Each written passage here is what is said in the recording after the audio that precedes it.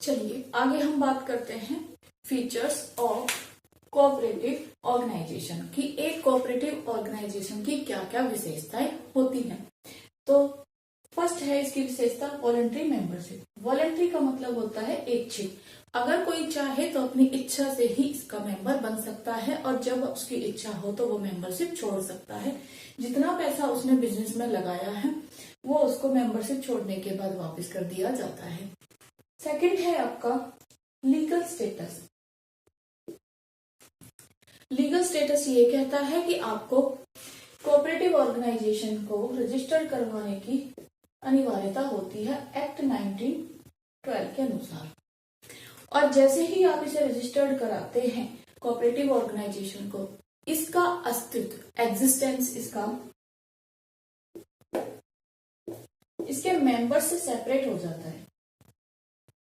Members अलग और ये आपकी सोसाइटी या कमेटी अलग।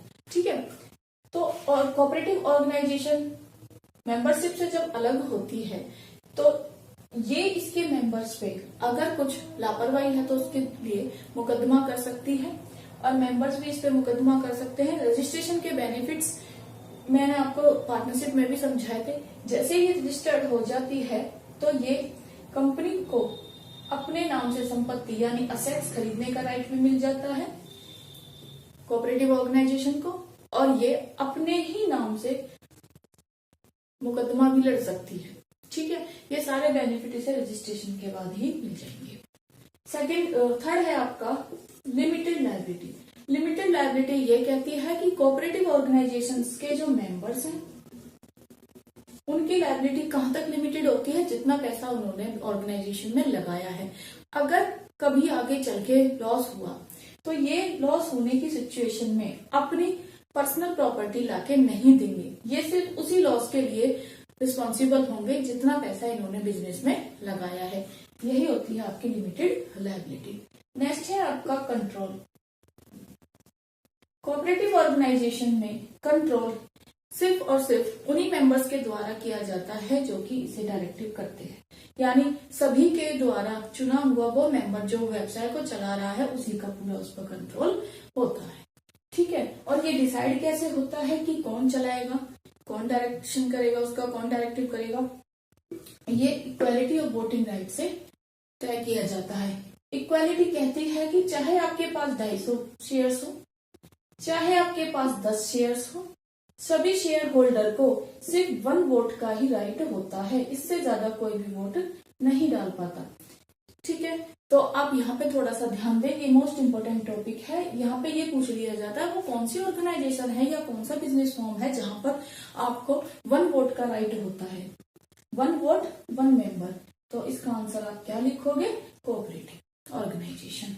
आगे है आपका service motive. Service motive point क्या कहता है कि आप जब कोऑपरेटिव ऑर्गेनाइजेशन से जुड़ते हैं तो आपका उद्देश्य क्या होता है? कम लाभ पे ज्यादा से ज्यादा ग्राहकों के माल पहुंचाना या समाज की सेवा करना। तो आपके अंदर सेवा भावना भी होनी चाहिए। आपका उद्देश्य यहाँ पे सर्विस देना होता है, सर्विस मोटिव होता है, यानी कम लाभ पे भी आप समाज की भलाई के बारे में काम कर रहे हो।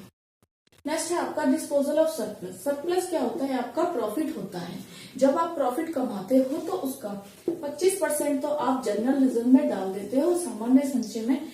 जनरल रिजर्व को सामान्य संचय भी कहते हैं। इसका मतलब ये होता है कि जब भी आने वाले टाइम में आपको कोई भी खर्चा करने की रिक्वायरमेंट होती है या पैसे की जरूरत पड़ती है तो आप जनरल रिजर्व से निकाल लेते हो, और 10% डिविडेंड आप शेयर होल्डर्स को देते हो। I repeat, 10% dividend. इससे ज्यादा आपको डिविडेंड देने का राइट नहीं होता।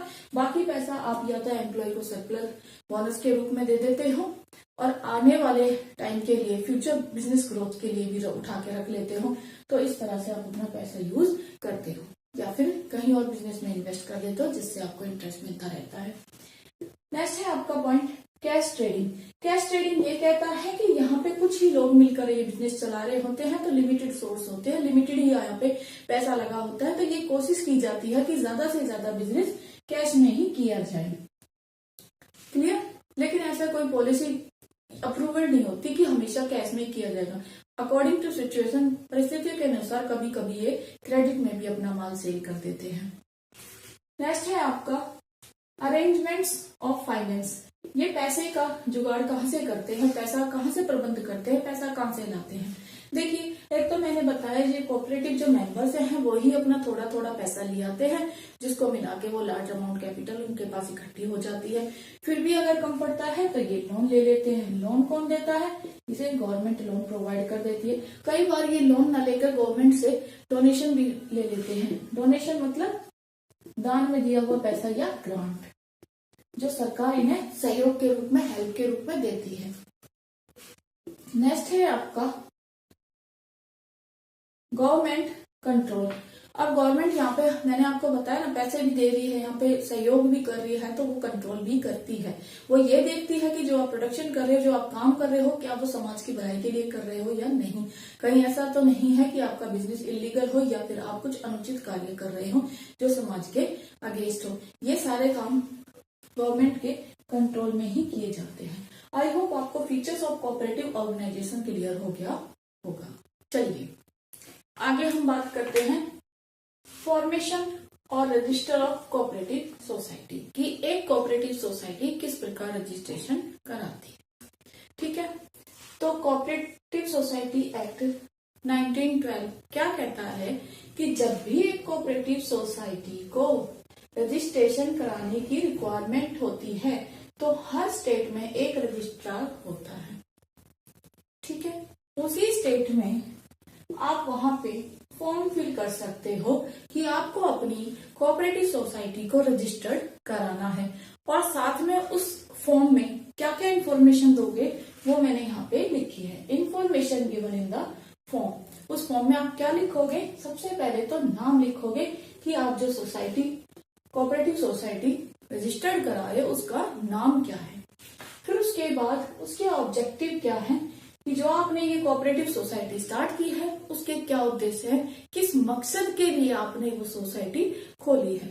ठीक है, ये भी आपको वहां बताना होगा, और डिटेल देनी होगी कि आपकी शेयर कैपिटल कितनी है, कितना पैसा आपके बिजनेस में इन्वेस्ट किया हुआ है, और right, duties and responsibility of the member. जो भी आपके मेंबर हैं जो आपसे जुड़े हुए हैं उनके क्या कर्तव्य हैं, उनके क्या अधिकार है और उनकी क्या रिस्पॉन्सिबिलिटी है, ये सब भी आपको वहां इंफॉर्मेशन में देना होगा। और method of becoming a member, ये कहता है कि किस प्रकार से आपके ऑर्गेनाइजेशन से मेंबर जुड़ता है।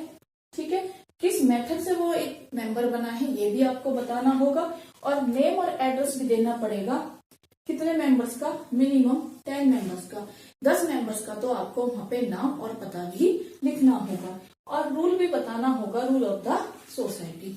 ठीक है, तो ये 7 इंफॉर्मेशन जब आप फॉर्म में भर देते हो और रजिस्ट्रार फिर उस फॉर्म को चेक करता है, और रजिस्ट्रार अगर सेटिस्फाइड हो जाता है तो आपकी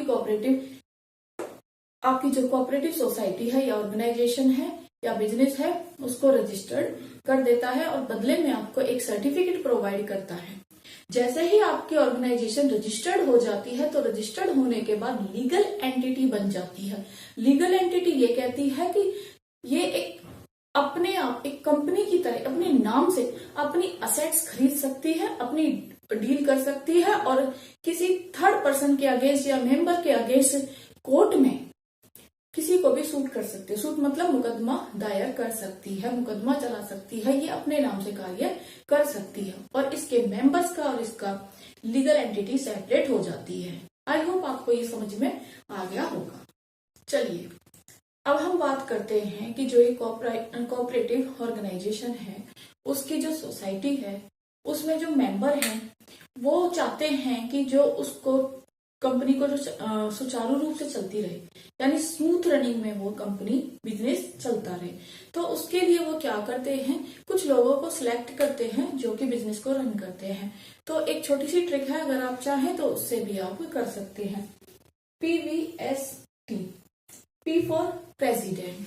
ठीक है, पहला पर्सन कौन है? President. V for vice president, S for secretary and T for treasurer. ये 4 लोग हैं जो मेंबर के द्वारा सिलेक्ट किए जाते हैं ताकि आपका बिजनेस स्मूथली रन कर सके। याद रखना कि हर 2 साल के बाद ये दोबारा सिलेक्ट किए जाते हैं, रीसिलेक्शन होता है आफ्टर 2 इयर्स। ठीक है, अब एक मोस्ट इंपोर्टेंट चीज जो एग्जाम में दी जाती है, differences between cooperative society and partnership. कुछ बच्चों को ये पार्टनरशिप और कोऑपरेटिव सोसाइटी एक जैसी लगती है, तो इसमें अंतर करना बहुत जरूरी है। तो इसके डिफरेंसेस क्या है वो जरा ध्यान दें। और मैं हमेशा हर बार आपको हर वीडियो में बताती हूँ कि जब भी डिफरेंसेस की बात हो तो इस तरह से आप उसे प्रेजेंट करें। बेसिस ऑफ डिफरेंस जरूर लिखें और उसी के बेसिस के पॉइंट पे ही उनमें अंतर करें। क्लियर? जैसे यहाँ एक्ट की बात है तो आप एक्ट में ही अंतर बताओगे, ना कि दूसरे अंतर। तो बेसिस ऑफ डिफरेंस में पहला पॉइंट है आपका एक्ट। कोऑपरेटिव सोसाइटी 1912 एक्ट के अनुसार काम करती है या रजिस्टर्ड होती है। पार्टनरशिप एक्ट कब आया? 1932 में। ये मोस्ट इंपोर्टेंट चीजें हैं। एक्ट आपसे कई बार एमसीक्यूज में भी अलग से पूछ लिए जाते हैं।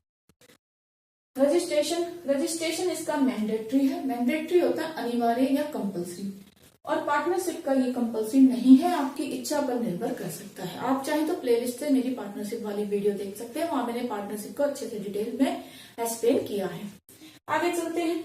म्यूचुअल बेनिफिट्स कि जब भी आप ये कोऑपरेटिव सोसाइटी बनाते हो तो इसका फायदा किस किस को होता है। पहला तो इसको मेंबर्स को तो होता ही है, लेकिन मेंबर्स को छोड़कर, मैंने लिखा अपार्ट मेंबर्स को छोड़कर भी जो नॉन मेंबर्स हैं वो भी इससे फायदा पाते हैं, क्योंकि ये एक सोसाइटी को बेनिफिट देने के लिए स्टैब्लिश की जाती है। और जो आपकी ये पार्टनरशिप है वो सिर्फ पार्टनर्स के लिए ही होती है, तो पार्टनर्स को ही इसके बेनिफिट होते हैं। ऑब्जेक्टिव क्या कहता है कि ये म्यूचुअल हेल्प, लोगों की हेल्प के लिए, यानी सर्विस मोटिव के लिए, या मैं ये कहूँ कि समाज की भलाई के लिए ही ये बनाई जाती है। और इसमें आपकी बिजनेस एक्टिविटी है, एक बिजनेस पर्पस है कि आपको प्रॉफिट अर्न करना है, इसीलिए आपने पार्टनरशिप क्रिएट की है। नंबर ऑफ मेंबर्स थोड़ा सा इंपॉर्टेंट है, प्लीज ध्यान दें। मिनिमम जो मेंबर्स होते हैं वो 10 होते हैं, ये मिनिमम है, और मैक्सिमम इसमें कोऑपरेटिव सोसाइटी में 100 होते हैं, क्रेडिट सोसाइटी में ही 100 होते हैं।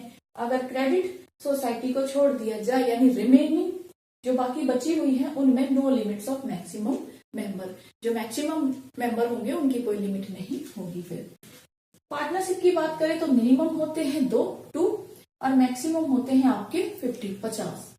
अगर इनसे लिमिट बढ़ा दी जाती है तो ये जो पार्टनरशिप है वो वॉइड मानी जाएगी, मतलब व्यर्थ हो जाती है। ठीक है, तो आई होप आपको ये डिफरेंसेस क्लियर हो गए होंगे, मोस्ट इंपोर्टेंट है। चलिए अब हम बात करते हैं मेरिट्स और डिमेरिट्स, यानी इसकी क्या अच्छी बातें हैं और क्या इसकी कमियां हैं, लिमिटेशंस है।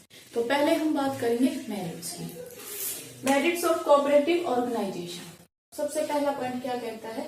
Easy formation. जब भी आप कोऑपरेटिव ऑर्गेनाइजेशन का रजिस्ट्रेशन कराने जाते हैं तो वहां पे ज्यादा लीगल फॉर्मेलिटी की रिक्वायरमेंट नहीं होती। कोई भी 10 मेंबर जाके आसानी से वहां यहाँ पे रजिस्ट्रेशन करा सकते हैं। रजिस्ट्रार के पास जाएं और इन्फॉर्मेशन फॉर्म फिल कर दे तो आसानी से यहाँ पे रजिस्टर हो जाती है। सेकंड क्या कहते हैं? Limited liability. लिमिटेड लायबिलिटी मतलब इसके मेंबर्स का जो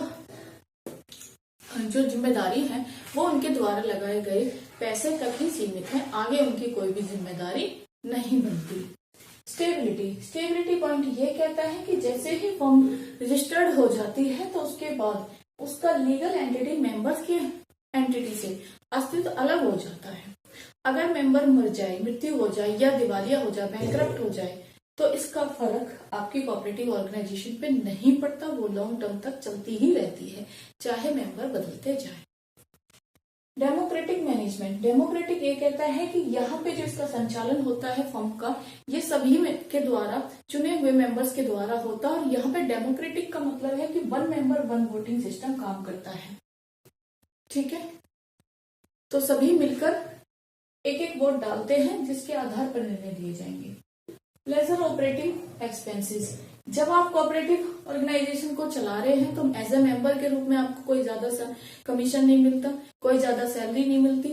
ठीक है, और आप बल्क में माल खरीदते हो तो सामान भी सस्ता पड़ जाता है और आपसे टैक्स भी ना के बराबर लिया जाता है या नहीं लिया जाता। तो यहाँ पे आपके जो ऑपरेटिंग जो खर्चे हैं इसको कोऑपरेटिव ऑर्गेनाइजेशन को चलाने के वो बहुत ही कम होते हैं। अगला पॉइंट कहता है टैक्स एडवांटेजेस। वही पॉइंट कि सरकार यहाँ पे आपसे कम टैक्स लेती है या ना के बराबर लेगी, क्योंकि आपके प्रति सरकार का बहुत उदार रवैया रहता है। सरकार को पता है, गवर्नमेंट को पता है कि ये जो कोऑपरेटिव ऑर्गेनाइजेशन है वो जनता की भलाई के लिए काम कर रहा है, इसीलिए यहाँ पे बहुत ही कम मात्रा में टैक्स लिया जाता है या कई बार माफ कर दिया जाता है। नेक्स्ट पॉइंट कहता है आपका स्टेट पैट्रोनेज।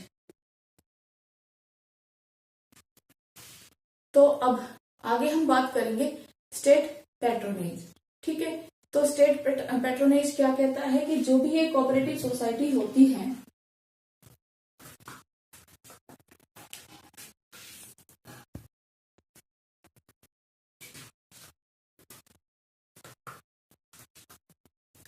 तो आगे हम बात करेंगे स्टेट पैट्रोनेज। स्टेट पैट्रोनेज क्या कहता है कि जो ये कोऑपरेटिव सोसाइटी है ये जनता की भलाई के लिए काम कर रही है, इसीलिए इनको आसानी से लोन भी मिल जाता है और सरकार इन्हें क्या दे देती है, डोनेशन, अनुदान या चंदा भी प्रदान कर देती है ताकि इनका कार्य सुचारू रूप से चलता रहे।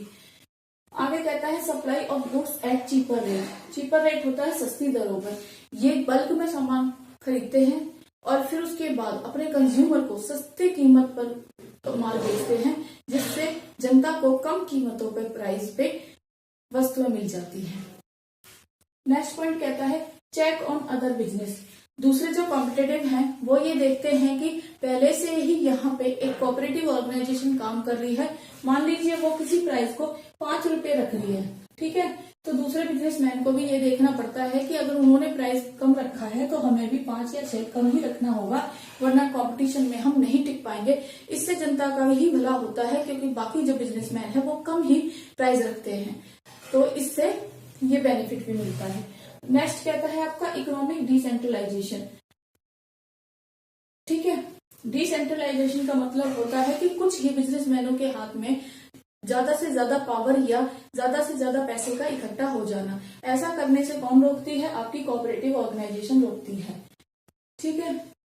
तो ये एक सोसाइटी के वेलफेयर के रूप में भी काम करती है, क्योंकि यहाँ पे जो प्रॉफिट है वो आम जनता को भी मिल रहा है, जिससे डिसेंट्रलाइजेशन नहीं हो पाता, ठीक है।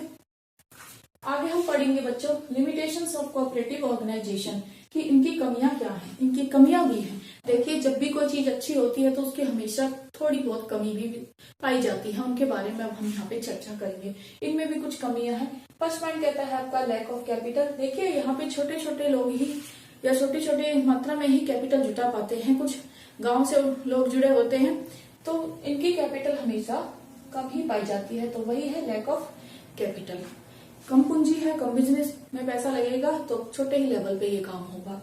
नेक्स्ट कहता है आपका इनकम्पिटेंट मैनेजमेंट। इनकम्पिटेंट मैनेजमेंट ये कहता है कि इनका प्रबंध इतना कुशल नहीं होता, क्योंकि यहाँ पे जो लोग हैं वो अंदर से मोटिवेट भी नहीं होते और कुछ दिन तो ठीक से काम करते हैं, क्योंकि वो एक पॉलिटिकल के प्रेशर में आके इनके मेंबर तो बन जाते हैं, लेकिन अंदर से रुचि ना होने के कारण ज्यादा अच्छे से मैनेजमेंट इसका नहीं कर पाते, क्योंकि उन्हें कोई सैलरी या कमीशन तो मिल ही नहीं रहा है। Cash trading. देखिए, जैसे मैंने बताया कि कोऑपरेटिव सोसाइटी जो काम कर रही है वो जनता के लिए भलाई के लिए कर रही है या गरीब लोगों को माल देने के लिए, सस्ती कीमत पे माल पहुंचाने के लिए काम कर रही है। लेकिन जब गरीब लोग हैं और उनसे आप क्रेडिट पे माल उधार ही नहीं दे पा रहे, सिर्फ कैश में ही ट्रेडिंग कर रहे हो, तो उसका उनको बेनिफिट नहीं मिल पाता, या ये कहें कि कम ही मिल पाता है, क्योंकि उन्हें काफी हद तक क्रेडिट में माल लेने की आदत होती है, या ये कहें कि साधन ही कम होते हैं, तो वो ज्यादातर परचेज उधार ही करते हैं। नेक्स्ट पॉइंट कहता है आपका पॉलिटिकल इंटरफेरेंस। पॉलिटिकल जो होती है आपकी राजनीति, उनका ज्यादा ही हस्तक्षेप होता है और हर 2 साल के बाद पॉलिटिकल मेंबर बदल ही जाते हैं, कहीं कहीं पे 6 साल के बाद या 5 साल के बाद। वो आप पॉलिटी में पढ़ सकते हो, ठीक है, कि कितने पीरियड के बाद आपके ये स्टेट प्रेसिडेंट ये सब चेंज होते हैं, क्लियर, या प्राइम मिनिस्टर। तो यहाँ पे मैं वो ज्यादा डीप में नहीं जाऊंगी। पॉलिटिकल इंटरफेरेंस ये कहता है कि इनका दबदबा होता है कोऑपरेटिव सोसाइटी पे, क्योंकि कहीं ना कहीं इन्होंने दान भी दिया है, ग्रांट दिया है और टैक्स भी नहीं ले रहे हैं, तो यहाँ पे पॉलिटिकल इंटरफेरेंस भी ज्यादा होता है, ठीक है। जिसकी सरकार है उसी की चलती है। Lack of motivation. यहाँ मोटिवेशन की बहुत ज्यादा कमी पाई जाती है, क्योंकि वो अपनी भलाई के, जो जनता की भलाई के बारे में अपने दिल से काम नहीं करते, मोटिवेशन का अभाव होता है। वो सिर्फ या तो पॉलिटिकल इंटरफेरेंस की वजह से काम कर रहे हैं, या फिर बिना मन के ऐसे ही काम करते हैं जिससे कि ज्यादा से ज्यादा लोगों को उतना बेनिफिट नहीं होता, क्योंकि उन्हें पता है कि हमें सैलरी और कमीशन ये सब नहीं मिल रहा, ना ही प्रॉफिट मिल रहा है, तो इतना अच्छा वो काम नहीं करते। उनमें मोटिवेशन का अभाव पाया जाता है हमेशा। लैक ऑफ पब्लिक कॉन्फिडेंस, ठीक है। लैक ऑफ पब्लिक कॉन्फिडेंस क्या कहता है कि जनता इन पे ज्यादा मतलब वो नहीं कर पाती, विश्वास नहीं कर पाती, क्योंकि जनता को पता है कि कहीं ना कहीं ये अपने कई बार जनता को धोखा देने के लिए भी काम करते हैं, या कामों में थोड़ा बहुत हेराफेरी कर देते हैं, या फिर इनमें भी कमियां पाई जाती हैं, जिससे जनता इन पर कभी ज्यादा विश्वास नहीं कर पाती।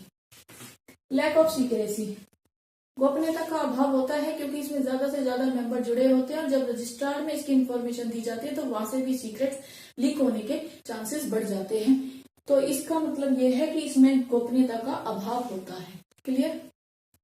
आगे कहता है म्यूचुअल डिस्प्यूट्स। म्यूचुअल डिस्प्यूट्स, देखो मैंने कहा कि यहाँ पे मैंने बताया ना कि यहाँ पे कुछ लोग ऐसे होते हैं जो दिल से काम कर रहे होते हैं, जनता की भलाई के लिए काम कर रहे होते हैं, लेकिन कुछ लोग ऐसे होते हैं जो अपना बेनिफिट देखते हैं, मिलावट करने की सोचते हैं, या ज्यादा प्रॉफिट कमाने की सोचते हैं। तो आपस में ही इनमें जो मेंबर्स हैं उनमें डिस्प्यूट्स होते हैं, यानी वाद विवाद हो जाता है, झगड़े हो जाते हैं, जो कि किसी भी ऑर्गेनाइजेशन के लिए अच्छे नहीं होते, जिसकी वजह से मैंने यहाँ बताया कि जनता भी इन पर पूरा विश्वास नहीं कर पाती। आगे देखिए, फिर भी इसके कुछ मेरिट्स हैं और कुछ डिमेरिट्स या लिमिटेशंस हैं। फिर भी हम अगर कंक्लूजन पे पहुंचे तो काफी हद तक ये बात की जाती है कि इसके मेरिट पॉइंट्स ही ज्यादा बनेंगे, क्योंकि ये जनता की भलाई के लिए काम कर रही है, कम प्रॉफिट में काम कर रही है। अगर थोड़ा सा ध्यान दिया जाए, लैक ऑफ कैपिटल उसको भी सुधारा जा सकता है अगर ज्यादा से ज्यादा डोनेशन या लोग पैसा जुटा ले। और आगे भी उधार में उसको अगर कम कर दिया जाए, उनमें मोटिवेशन दे दिया जाए और जनता का विश्वास बनाए रखा जाए, तो और इनके बाद विवाद जो आपस में वो खत्म कर दे, यानी कहा जाए कि लिमिटेशंस को कम कर दिया जाए, तो ये बहुत अच्छी तरह से काम कर सकती है। और कैपिटल को बढ़ाने का एक एग्जांपल देना चाहूंगी। IFFCO यानी Indian farmers fertiliser cooperative society एक है, जिसकी जो कैपिटल है वो 250 करोड़ है। तो हम ये नहीं कह सकते कि इंडिया में अभी इनकी कैपिटल बढ़ाई नहीं है। तो एक कैपिटल बढ़ा गई है, 250 करोड़ कम नहीं होते, तो ये भी है कि इसका लेवल अब धीरे धीरे बढ़ रहा है। तो आई होप आपको ये समझ में आ गया होगा कि कोऑपरेटिव सोसाइटी क्या होती है, कैसे काम करती है, क्या मेरिट्स हैं, क्या डिमेरिट्स हैं। वीडियो अच्छी लगी हो तो शेयर करें, लाइक करें और मेरे चैनल को सब्सक्राइब करें। Thank you for watching.